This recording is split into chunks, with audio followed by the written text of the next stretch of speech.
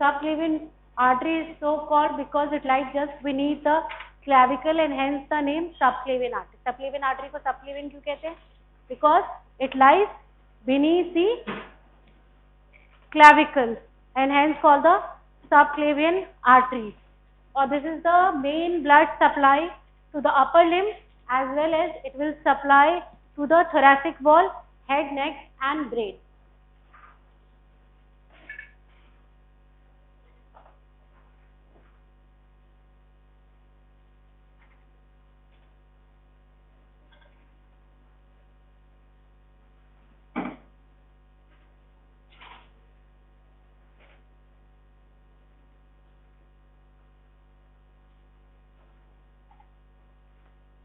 Don't sit there. Leave the class. तुम्हें पूरी class में कहीं जगह नहीं मिली है.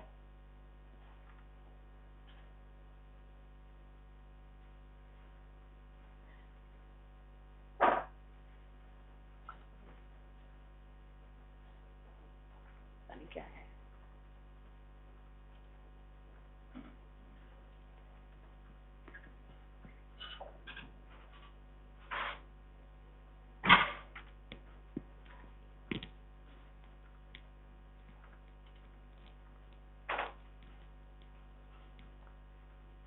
The origin of the subclavian artery. The subclavian artery on the right side arises from the brachiocephalic trunk, whereas on the left side it will arise directly from the arch of aorta. You all know that the origin of the right and the left subclavian artery is different.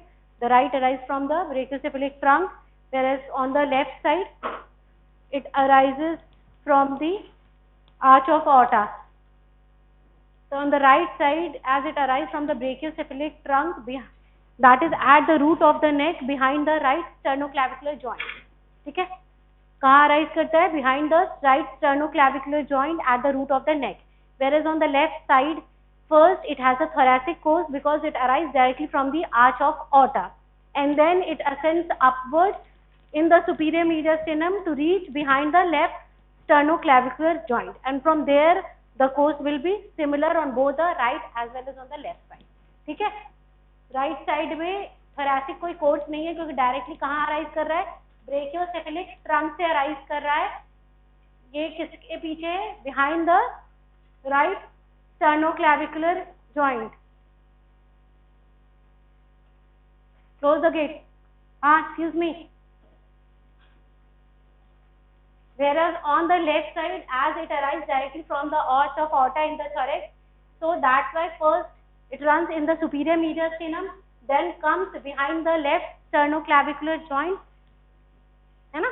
तब आएगा. Then at the root of the neck, फिर दोनों का जो course होगा right और left subclavian artery का same होगा.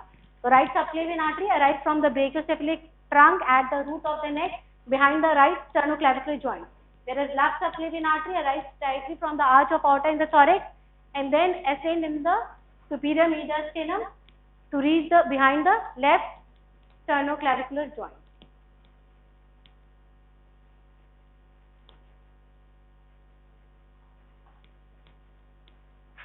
क्या बातें कर रहे हो?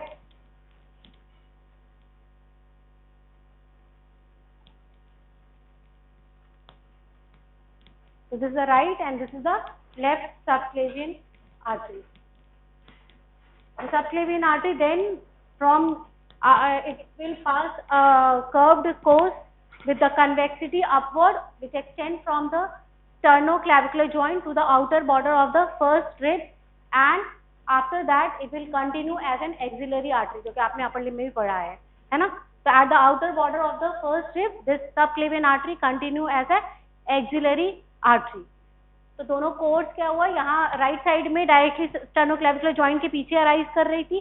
Then it will arch with the convexity upward, एक आर्च्ड कोर्स है up to the outer border of the first rib.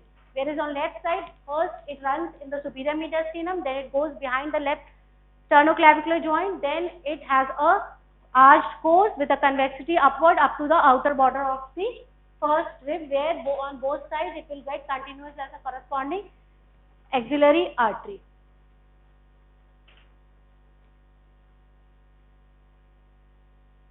So this is the right So up till here, outer border of the first rib, then it will continue as an axillary artery. So thus, this subclavian artery is divided into three parts, the first, second and third part by the muscle called scalenus anterior muscle. This scalenus anterior muscle divides the artery into three parts. The first part is from its origin till the medial border of this scalenus anterior muscle. This is the scalenus anterior muscle. So from its origin till the, तो right side में कहाँ से हो जाएगा, sternoclavicular joint से लेकर के medial border of this scalenus anterior. This is the first part. Then behind the muscle is the second part, and then from the left lateral border of the muscle till the outer border of the first rib, this is the third part, है ना? So on both the sides, whereas यहाँ पे first part पहले thorax में, then from the left sternoclavicular till the medial border of the scalenus anterior. This whole is the first part. Then behind the muscle is the second part, and then from the lateral border of the muscle till the outer border of the first rib, this is the third part of the artery. So the artery is divided into three parts by the scalenus anterior muscle. Now the branches. The branches from the first part of subclavian artery, there are three branches. First is the vertebral artery, the second is the internal thoracic artery, and the third one is the thyrocervical trunk. Okay. So there are three branches of these first part branches which arises from the first part of the subclavian artery. These are the vertebral artery, the internal thoracic artery, and the thyrocervical trunk. Whereas on the left side from the first part, there is one more branch known as costocervical trunk, which is on the right side, arise from the second part of subclavian artery. ठीक है? Right side में the costocervical trunk arises from the second part of the artery, whereas on the left side it will arise from the first part. So costocervical trunk right side में second part से, that is behind the scalenus anterior muscle, यहाँ से arise करता है, whereas on the left side it arises from the first part itself. ठीक है? सो रहे हो? तो सेकेंड पार्ट में लेफ्ट साइड में कोई आर्टरी नहीं होगी. चलाया भी है कि नहीं? मैं ऑन कर दिया था.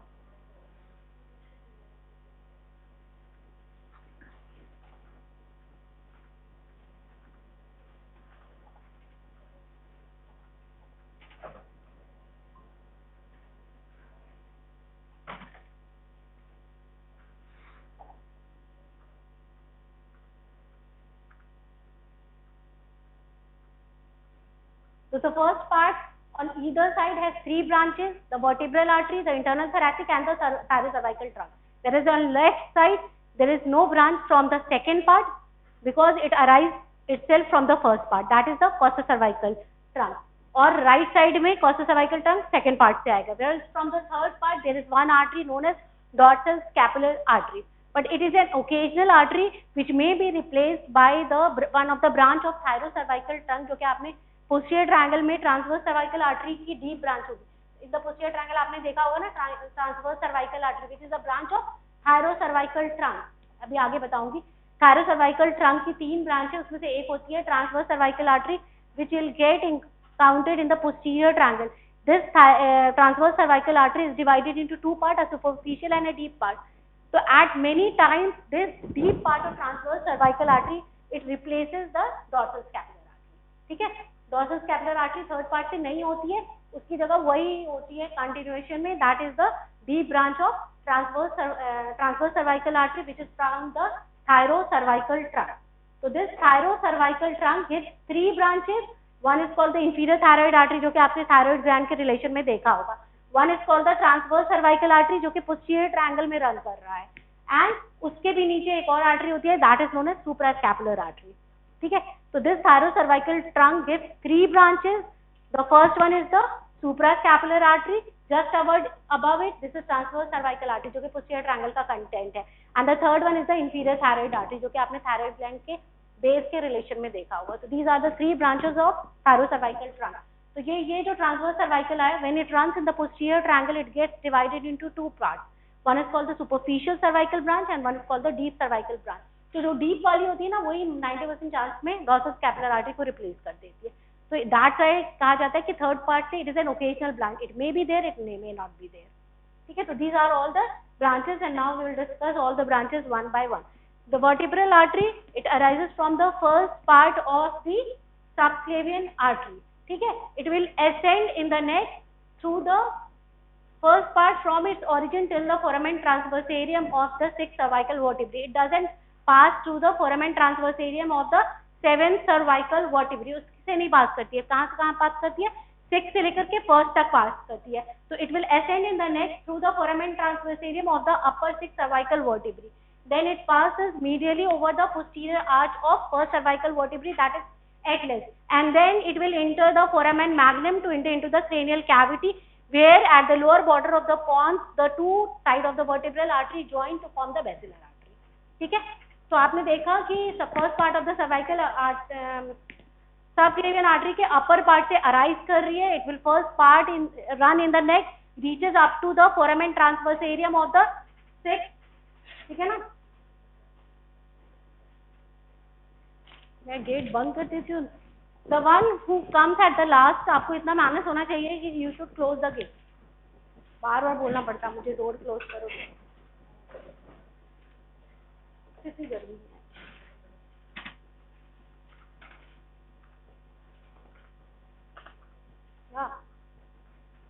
शॉक से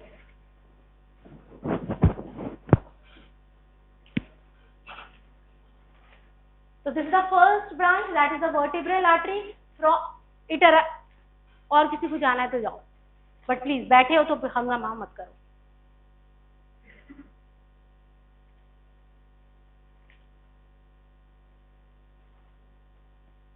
आप तीनों वहां क्यों बैठे हैं पीछे? आपको यहाँ सीट नहीं मिल रही थी?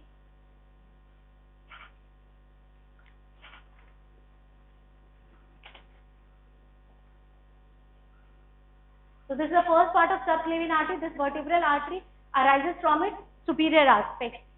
Then it ascends in the neck till the foramen transversarium of the sixth cervical vertebrae. Then it runs through the foramen till the C1 के foramen transversarium. Then it arches medially and passes over the groove which is present on the superior aspect of the posterior arch of atlas. Then it will run. It enters the foramen magnum, where at the lower border of the pons, brain stem का जो pons वाला part है उसके lower border पे दोनों side की vertebral artery join करके क्या बना देगी? वेसिलर आर्टरी बना देगी. तो this is the course of the vertebral artery, and the vertebral artery is divided into four part. One is called the cervical, then the vertebral, then the suboccipital part and the intracranial part. वो आपके जहां origin हुआ है till the six cervical vertebrae के foramen transversarium में जब inter करेगा यहाँ से यहाँ तक, इसको हम क्या बोलेंगे? सर्वाइकल पार्ट बोलेंगे, क्योंकि नेक में है. Then from here till the first cervical vertebrae के फोरामेन ट्रांसवर्सेरियम से, क्योंकि वर्टिब्री के अंदर है तो इसको वर्टिब्रल पार्ट कहेंगे. Then this third part it will encountered in the suboccipital triangle. यहाँ पे ही कंटेंट बनाता है सब ऑक्सिपिटल ट्रायंगल का. So that's why this part is known as, from here till the foramen magnum, this part is known as suboccipital part. And then when it reaches inside, when it will ascend up inside the foramen magnum, तो वो brain के अंदर चला गया, cranial cavity के अंदर, तो intracranial part. So these are the four parts of vertebral artery. Vertebral artery is thus divided into four parts.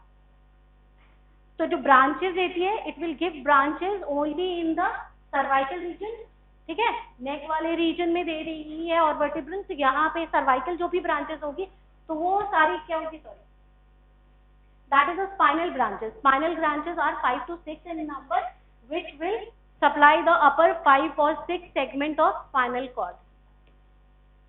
So these are the spinal branches which supply the upper 5 or 6 cervical segment of spinal cord, and the another one is the muscular branch, which will supply the deep muscles of the neck as well as the muscles of the suboccipital triangle.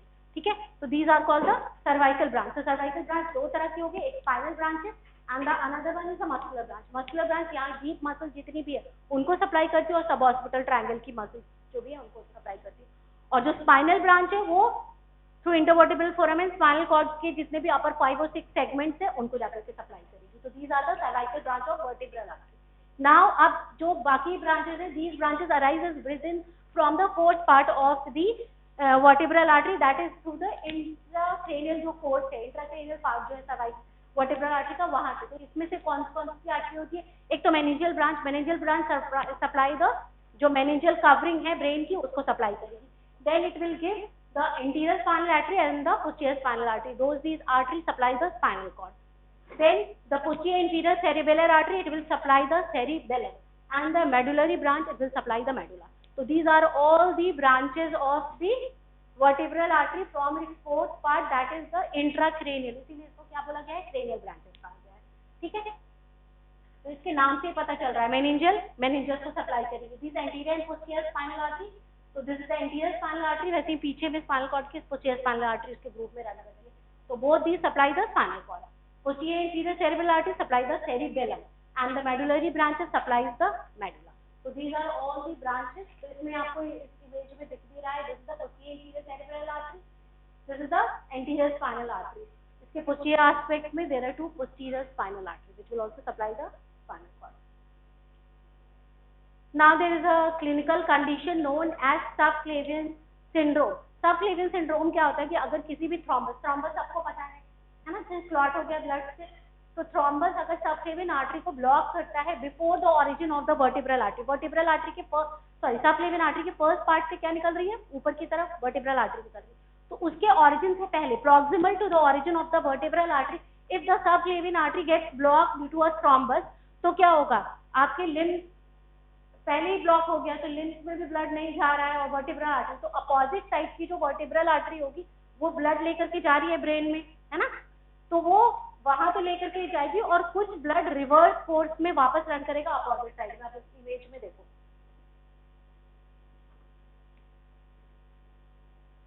ये right side की subclavian artery, this is the subclavian artery of the left side. ठीक है, यहाँ से vertebral artery निकल रही है. इस वर्टिब्रल आर्टरी के ओरिजिन से पहले if the subclavian artery gets block, तो अगर ये ब्लॉक हो गई तो ऊपर ब्रेन में भी नहीं जा रहा है और इधर लिम्फ को भी सप्लाई करने के लिए नहीं जा रहा है. तो उस केस में क्या हो जाता है, वहां से अपोजिट साइड की जो सबक्लेवियन आर्टरी उससे वर्टिब्रल आर्टरी में जाएगी और वो ब्रेन में जाएगी. तो कुछ ब्लड तो ब्रेन में भी जाता है और कुछ रिवर्स अपोजिट डायरेक्शन में through the left vertebral artery ये जाएगी लिम्फ को सप्लाई करने के लिए.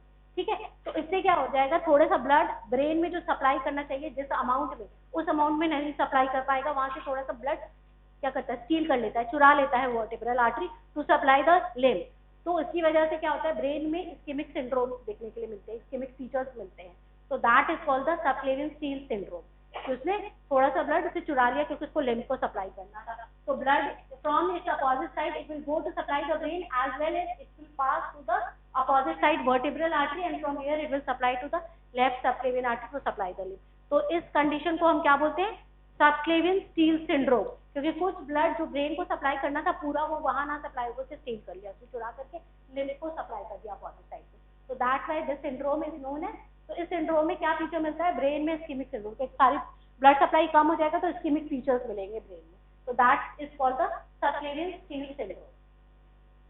नाउ द नेक्स्ट आर्टरी, ये आपने पहले भी कॉरेक्ट में ही पढ़ा है, मैं थोड़ा सा बता देती हूँ. That is the internal thoracic artery. This internal thoracic artery, it also arises from the first part of the subclavian artery, but arise from its inferior aspect.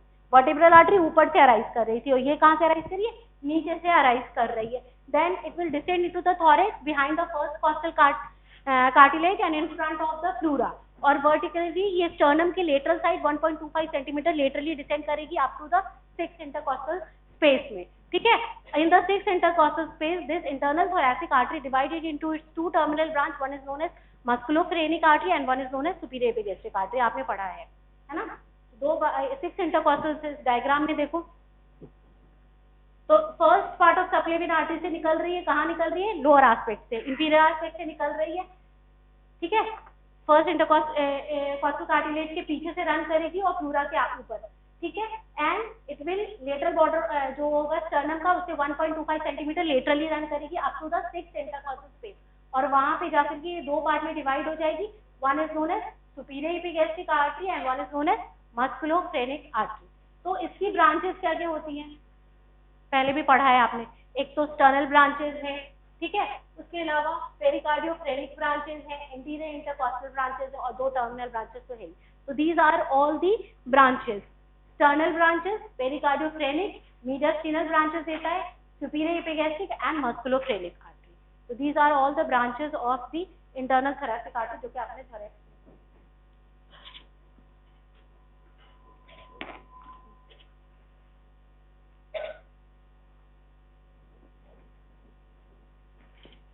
Now the third branch of the first part of subclavian artery, that is the thyrocervical trunk. ये एक short, मेरे batch में तो मैंने निकाल के भी आपको दिखाया है thyrocervical trunk. तो कैसी है, बहुत छोटी सी ब्रांच होती है, शॉर्ट वाइड ट्रंक है which gives 3 terminal branches.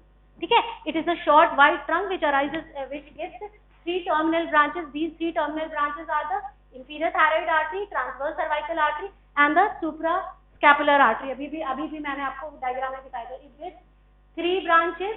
One is called the inferior thyroid artery, this is the transverse cervical and this is the suprascapular artery.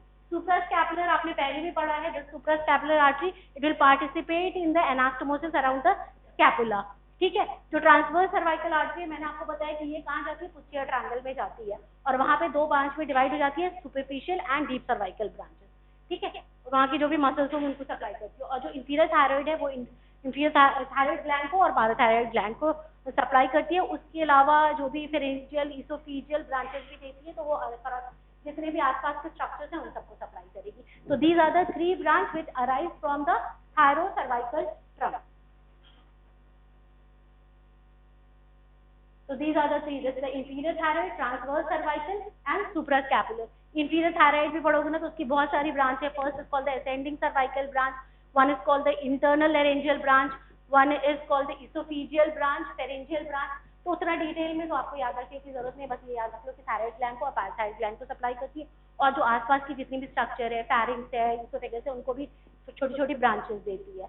Apart from it, it gives 2 branches. One is called the transverse cervical, which divides into a superficial and deep, and one is called the suprascapular artery, which will participate in the anastomosis around the scapula.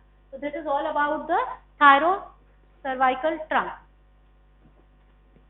Then the next branch is the costocervical trunk, which on the left side arises from the first part, whereas on the right side it arises from the second part. So this costocervical trunk runs backward over the dome of the pleura and it will divide it into 2 branches. One is called the superior intercostal and one is called the deep cervical. जो superior intercostal है वो first और second intercostal space में जाकर के supply करती है और जो deep cervical artery है it will supply the deep muscles of the neck. तो जो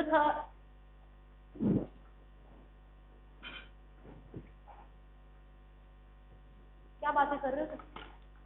हाँ, तुमसे पूछ रही हूँ मैं, नहीं बैक में सेकेंड लास्ट. हाँ, तुम दोनों क्या बातें कर रहे हो?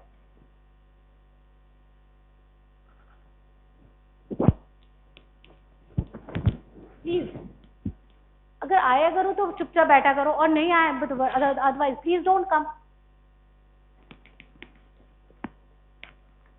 ठीक है, तो कोस्टोसर्वाइकल ट्रंक के 2 ब्रांच होते हैं. One is called superior intercostal first और सेकंड इंटरकॉस्टल स्पेस में जाकर के सप्लाई करता है. सारे इसमें पढ़ा है आपने. और जो डीप सर्वाइकल आर्टरी है which also arise from the costocervical trunk, it will supply the deep muscles of the neck. तो अब इस इमेज में देखो, तो कोस्टोसर्वाइकल ट्रंक का बस ऑरिजिन याद रखना है कि दोनों साइड अलग है. लेफ्ट साइड में फर्स्ट पार्ट से ही अराइज कर रही है, whereas on right side it arises behind the scalenus anterior muscle from the second part of subclavian artery. तो this costocervical trunk it will divide into 2 branch. उसको एक को तो डीप सर्वाइकल कहते हैं जो कि ऊपर जाएगी और डीप मसल्स ऑफ द नेक को सप्लाई करेगी, और जो दूसरी है उसको सुपीरियर या हाईएस्ट इंटरकॉस्टल आर्टरी कहते हैं जो कि फर्स्ट और सेकंड इंटरकॉस्टल स्पेस में जाकर के वहां पे सप्लाई करेगी.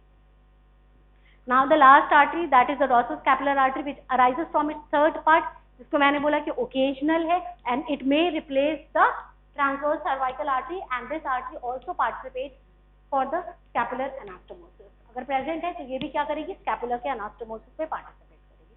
So this is all about the this is the dorsoscapular artery. So this is all about the branches of the subclavian artery. Now the cervical rib आपको पता है क्या होता है, एक्स्ट्रा रिब होता है जो कि फर्स्ट रिब के ऊपर प्रेजेंट होता है. 7th सर्वाइकल वर्टिब्री से लेकर के फर्स्ट रिब तक आकर के ये ज्वाइन होता है एक्स्ट्रा रिब. और अगर ये रिब प्रेजेंट होता है तो क्या करता है, ये ट्रंक ऑफ ब्रेकियल प्लेक्सस को कंप्रेस करता है, जिसकी वजह से क्या होगा, वीकनेस होगा, नमनेस होगा, पेन होगा, कहाँ, अपर लिम्ब में, है ना. ट्रंक ऑफ ब्रेकियल प्लेक्सस को कंप्रेस करेगा तो क्या होगा. तो दीज आर द कंडीशन. तो दिस सर्वाइकल रिब सबको पता ही है कि क्या होता है, आपके एग्जाम में भी आया था. इस सर्वाइकल रिब के लिए एक टेस्ट होता है, tested clinically by a test known as accent test. इसमें पेशेंट के चिन को हम अपवर्ड और जो अफेक्टेड साइड है उधर बोलते हैं टर्न करने के लिए, और उसके बाद डीप ब्रेथ लेने के लिए। तो जब पेशेंट डीप ब्रेथ लेता है तो क्या होता है कि रेडियल पल्स घट जाता है या डिमिनिश्ड हो जाएगा या ऑब्लिटरेट हो जाता है। तो this is a test check करने के लिए कि सर्वाइकल रिब की प्रेजेंस को, ठीक है। और सर्वाइकल रिब अगर प्रेजेंस है तो फीचर क्या होगा, it will press the trunk of brachial plexus and this causes numbness, weakness and pain of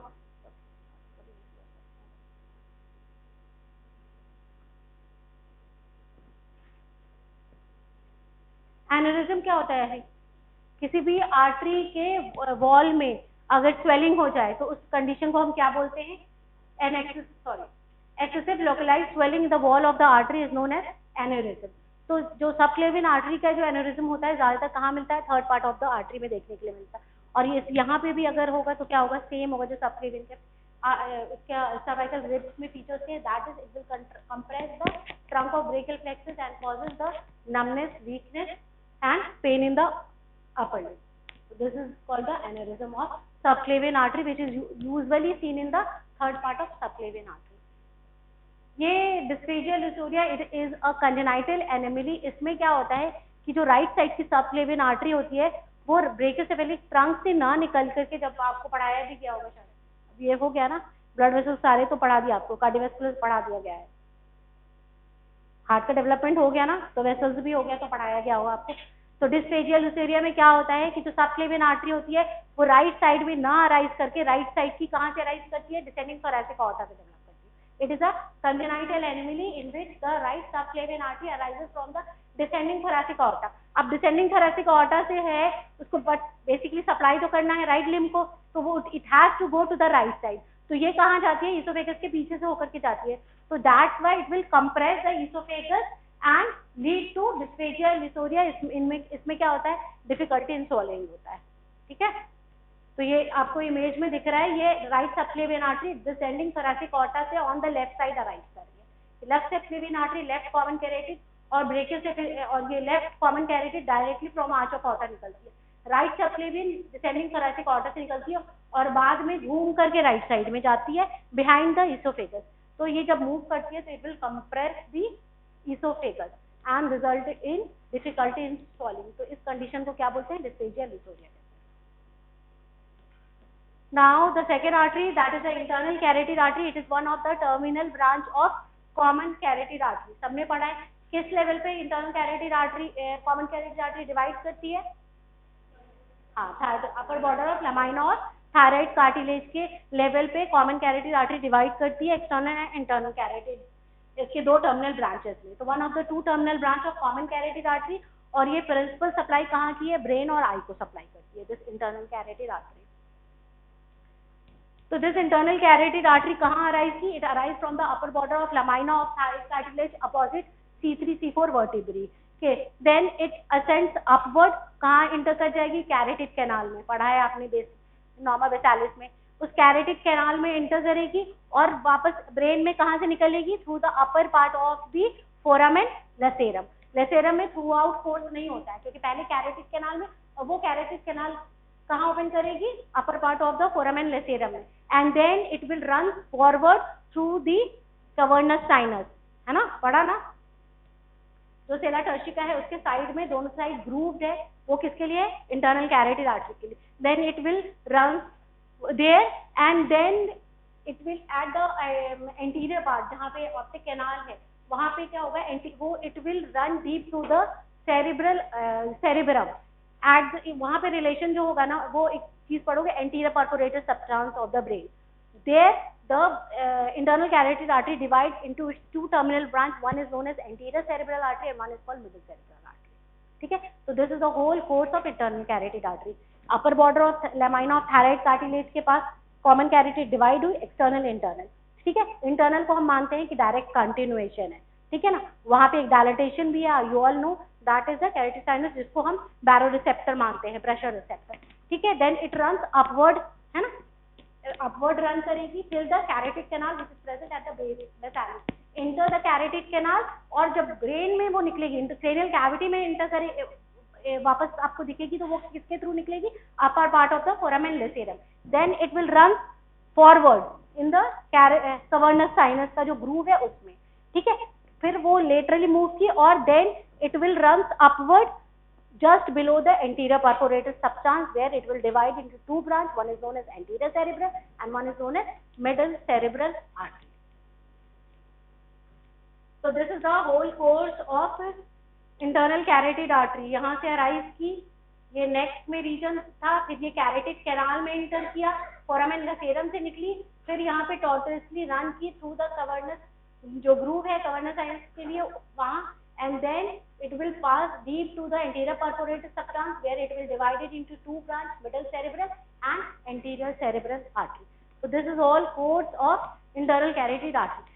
वैसे ही जैसे वर्टेब्रल आर्टरी में मैंने आपको बताया था कि 4 पार्ट है, वैसे ही इंटरनल कैरोटिड आर्टरी के भी it is divided into 4 part. One is called, जहाँ ऑरिजिन हुआ है till the carotid canal, this part is in the neck, so that's why it is known as cervical part. जब वो carotid canal में inter करेगी तो उस part को क्या बोलेंगे, क्योंकि वो petrous part of temporal bone के अंदर है, so that part till the foramen lacerum it is known as petrous part of internal carotid artery. तब वो कवर्नस के ग्रूव में रन करेगी तो the third part is known as cavernous part, और फिर वो ब्रेन के इंफीरियर एस्पेक्ट में है in relation to the anterior perforated substance, तो उस पार्ट को क्या बोलोगे, सेरेब्रल पार्ट, क्योंकि वो सेरेब्रम के नीचे है, so that's why called the cerebral part. So these are the 4 part of internal carotid artery.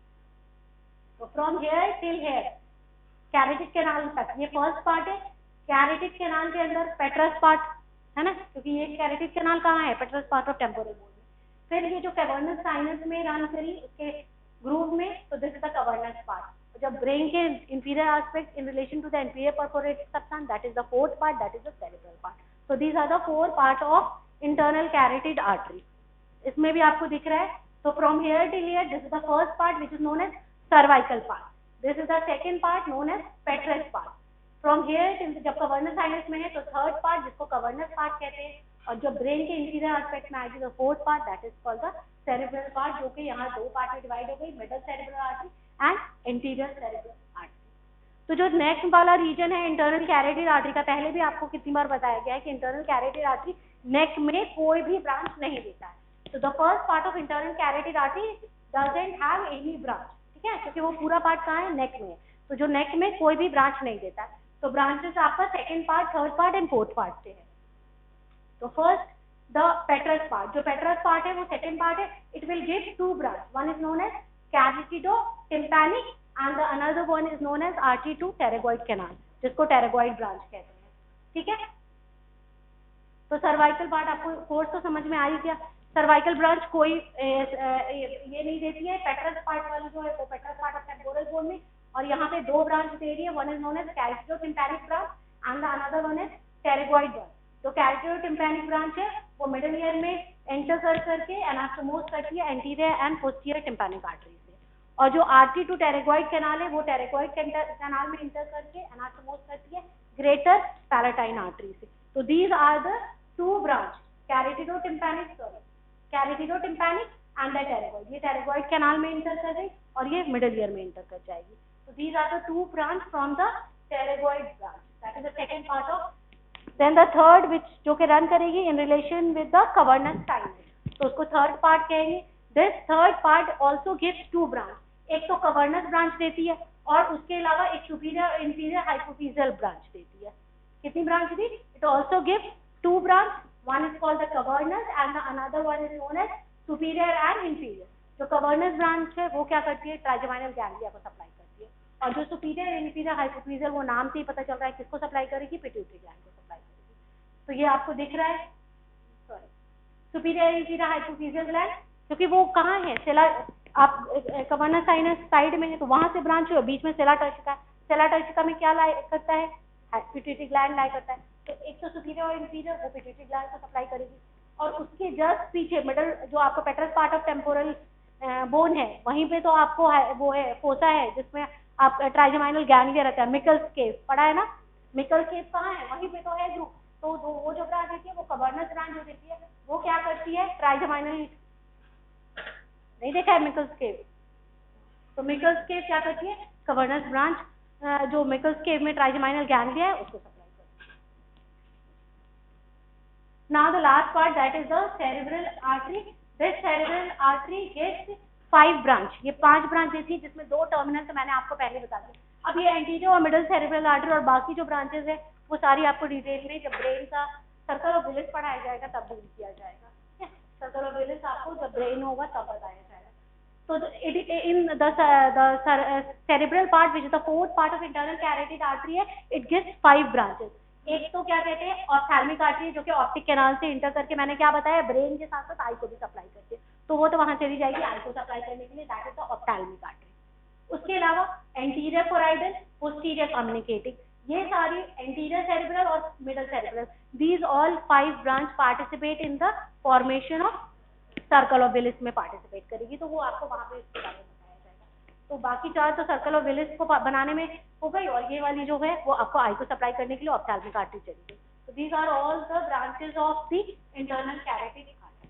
So it gives 5 branch from its fourth part. Now there are 2 veins. मैंने आपको क्या बताया, एक सबक्लेवियन वेन, सबक्लेवियन वेन आपने पढ़ाई है, जैसे subclavian artery limb को सप्लाई करने जा रही थी तो वहां से जो ड्रेन करके लाएगी that is the subclavian vein. तो this subclavian vein is the continuation of किसका है, एक्सिलरी वेन का। तो this subclavian vein it is a continuation of axillary vein, और ये उल्टा ही वो कहां से था, outer border of first rib तक था, तो it arise from the outer border of the first rib till the medial border of the scalenus anterior muscle. ठीक है ना, सबक्लेवियन आर्टरी का बस आपको पता ही है सबको।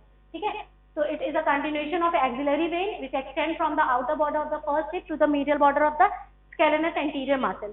Here it will join by the internal jugular vein, जो कि दूसरी वेन है, अभी मैं आपको बताऊंगी। इंटरनल जुगुलर वेन कहाँ से सप्लाई लेकर के आ रही है, ब्रेन से लेकर के आ रही है। तो it will join the internal jugular vein to form the brachiocephalic vein, है ना, ब्रेकियोसेफेलिक वेन, दोनों साइड की ब्रेकियोसेफेलिक वेन ज्वाइन करके क्या बनाएगी, सबक्लेवियन वेन, जो कि राइट एट्रियम में खुलती है ना, तभी तो राइट एट्रियम में पूरे अपर part of the head and neck और लिम्ब से सप्लाई लेकर के आ रही है। So the 2 sides of the brachiocephalic vein join to form the subclavian vein which will open into the upper part of the right atrium. ठीक है, principal when है upper limb की, और इसमें it presence a pair of wall, जहाँ पे खत्म होती है उससे जस्ट 2 सेंटीमीटर पहले वॉल प्रेजेंट होता है, जो कि यूरिनेशन फ्लो में हेल्प करता है। So this is the subclavian vein. तो outer border of the first rib से लेकर स्केलेनस एंटीरियर तक this is the subclavian when, उससे पहले क्या थी, axillary vein. This subclavian vein is joined by the internal jugular vein to form the brachiocephalic vein. So this is the right brachiocephalic है और ये left side की brachiocephalic है, both will join to form the subclavian vein. Now these are the tributaries which will open into the subclavian vein. So what are the tributaries? एक तो आपने अभी पढ़ा है, head and neck में पढ़ा था ना, external jugular vein। हाँ, तो external jugular vein opens into the subclavian vein। तो एक तो वो उसकी tributary हो गई। उसके अलावा डॉर्सल स्कैपुलर वेन, वेयर जो थोरैकिक डक्ट लेफ्ट साइड में और राइट साइड में,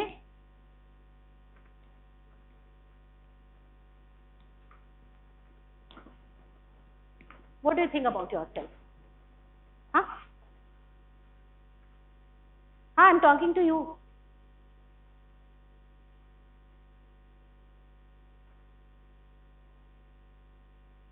एक लिमिट होता है ना हर चीज का, कंटिन्यूअसली बातें कर रहे हो तुम। आई क्यों, एक तो तुम इतने लेट आए, आई अलाउ यू, फिर भी कि चलो ठीक है कोई बात नहीं है, और उसके बाद आ करके बातें करने के लिए आए हो, और यू डोंट हैव मैनर कि I am talking to you और you are sitting. I am also talking to you. Get out of the class, जाओ बाहर, उठाओ बैग और बाहर जाओ, बाहर जाओ। मैंने कहा ना बाहर जाओ, नहीं समझ में आ रहा है? बाहर जाओ का मतलब होता है बाहर जाओ। अटेंडेंस तो मैं ले नहीं रही हूँ और तुम्हें सुनने का कोई बॉदरेशन नहीं है, तो फिर बैठ करके मुझे क्यों डिस्टर्ब कर रहे हो? Get out. तुम्हें जाना है तुम भी जाओ।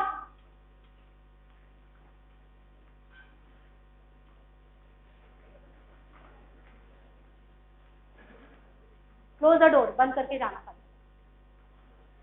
है। नॉलेज ना कोई जबरदस्ती किसी को दे नहीं सकता है, उसको लेने का मन होगा वही लेगा। तो इसलिए मैं बिलीव नहीं करती हूँ कि जबरदस्ती क्लास में बैठाने से ना कुछ होता नहीं है। जो अपनी मर्जी से आए हैं और जो सुनना चाहते हैं बस उसको ही सुनाया जा सकता है, अदरवाइज तो बाकी टाइम पास कर रहे हैं तो करो तुम लोग।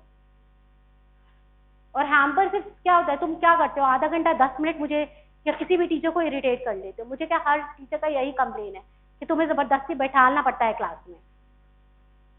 तो किसी का लॉस नहीं है, तुम मुझे 10 मिनट में परेशान कर लोगे, बाहर जा करके फिर वापस मेरा नॉर्मल मूड हो जाएगा। जो बेसिक लॉस है वो तुम्हारा है, वो आज नहीं समझ में आएगा, कभी तो जरूर समझ में आएगा। तो these are the tributaries of the subclavian vein, external jugular vein. एक क्वेश्चन पूछा जाता है तो वो तो जवाब देते नहीं हो, सारा फोकस है कि दया से तो पास हो ही जाएंगे। हाँ मैं बोल रही हूँ कि पास हो जाते हो, यहाँ तो बहुत अच्छा ट्रेंड है, सब पास हो जाते हो। यू आर लकी, तुम अपने आप को लकी मानते हो, but you are not lucky कि तुम यहाँ हो और तुम्हें सब ऐसे ही पास कर देते हैं। लॉस सिर्फ तुम्हारा होता है, किसी और का नहीं।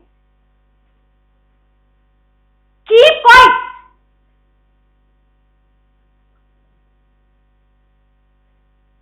These are the tributaries, external jugular vein, dorsal scapular, left side में thoracic duct and right side में right lymphatic duct, anterior jugular vein and cephalic vein. This is the dorsal scapular, external jugular vein, left side में thoracic duct open करता है कहाँ पे, at the junction of the internal jugular vein and the subclavian vein, ठीक है ना। तो left side में thoracic duct आपने पहले पढ़ा ही हुआ है, और राइट साइड में जो ड्रेन करके लाता है वो क्या होता है, right lymphatic duct, है ना। So these are the tributaries. Lastly, the internal jugular vein. Internal jugular vein is the continuation of the sigmoid sinus. Sigmoid sinus पढ़ा है आपने, sigmoid sinus when it come outside through the cranial cavity, है ना। तो वही उसी को क्या बोलेंगे, तो it is called as internal jugular vein. So begin as a direct continuation of sigmoid sinus at the base of the skull below the jugular foramen. तो जब sigmoid internal jugular vein बाहर निकलती है और जहाँ पे वो सबक्लेवियन वेन के साथ ज्वाइन करती है, तो दोनों एंड पे एक एलिवेशन, एक बल्ज होता है, उसको क्या बोलते हैं, बल्ब कहते हैं। तो there are two bulbs in the internal jugular vein, one जहाँ पे उसका स्टार्ट हुआ है और वन जहाँ पे एंड हुआ है। तो जहाँ पे स्टार्ट हुआ है, आपने जुगुलर फोरामेन देखा है ना, जुगुलर फोसा देखा है ना, sorry base of the skull में जुगुलर फोसा देखा है, कैरोटिड कैनाल के जस्ट पास। तो वहां से जब कैरोटिड साइनस बाहर निकलेगा तो एक तो एलिवेशन वहां पे होता है जिसको superior bulb of internal jugular when कहते हैं, जो कि कहाँ लॉज करता है, उसी की वजह, उसी के लिए वो फोसा है, that is the jugular fossa where the superior bulb of internal jugular vein lodges, ठीक है। तो यहाँ जब निकली वो सेगमॉइड साइनस जब बाहर आया तो उसको हम क्या बोले, इंफीरियर इंटरनल जुगुलर वेन है। तो एक तो यहाँ पे डायलेटेशन है जिसको हमने सुपीरियर बल्ब कहा, which lodges in the jugular fossa, और एक जो डायलेटेशन होता है वो कहाँ होता है, at the end of this internal jugular vein where it will join with the subclavian vein to form the brachiocephalic vein. तो इसको क्या हम बोलते हैं, इंफीरियर बल्ब कहते हैं, ठीक है। तो समझ में आया कि दो बल्ब है, एक सुपीरियर बल्ब और एक इंफीरियर बल्ब। सुपीरियर बल्ब जहाँ से स्टार्ट हो रहा है वहां, और इंफीरियर बल्ब जहाँ पे खत्म हो रहा है। और इंफीरियर बल्ब जहाँ पे होता है ना, वहां पे वॉल्स होती है ना। वॉल्स कहाँ प्रेजेंट है, दिख रहा है आपको डायग्राम में, sorry, it is present at the inferior bulb, ठीक है, जो कि इसको यूनिडायरेक्शनल फ्लो में हेल्प करेगा। तो it present two bulb, one at the beginning, और इंटरनल जुगुलर वेन किसका कंटिन्यूएशन है, it is a direct continuation of the sigmoid sinus. और जब ये रन करता है तो it will run within the carotid sheet, आपने पढ़ा है। बस जो कैरोटिड शीट है इधर जब इंटरनल जुगुलर वेन के डायलेटेशन की वजह से वहां पे थिन होती है इस साइड, ठीक है। तो रिलेशन आपको पता है कि आर्टरी मीडियल है, वेन लेटरल है, उन दोनों के बीच में वेगस नर्व है। तो this is the internal jugular when, here it will join with the right and left subclavian vein to form the brachiocephalic vein, and the two brachiocephalic join to form the subclavian vein. And now the tributaries, इसकी tributaries क्या होती है, आपने inferior petrosal sinus होती है, this is the first tributary of the internal jugular vein. inferior petrosal sinus भी नीचे आएगी और सबसे पहले खुलती है internal jugular vein में। तो first tributary क्या होगी, inferior petrosal sinus। उसके अलावा pharyngeal vein, then common facial vein, lingual vein, superior thyroid, middle thyroid, occipital. These are all the tributaries of the internal jugular vein which will opens into the internal jugular vein, ठीक है। तो ये सारी इसकी tributaries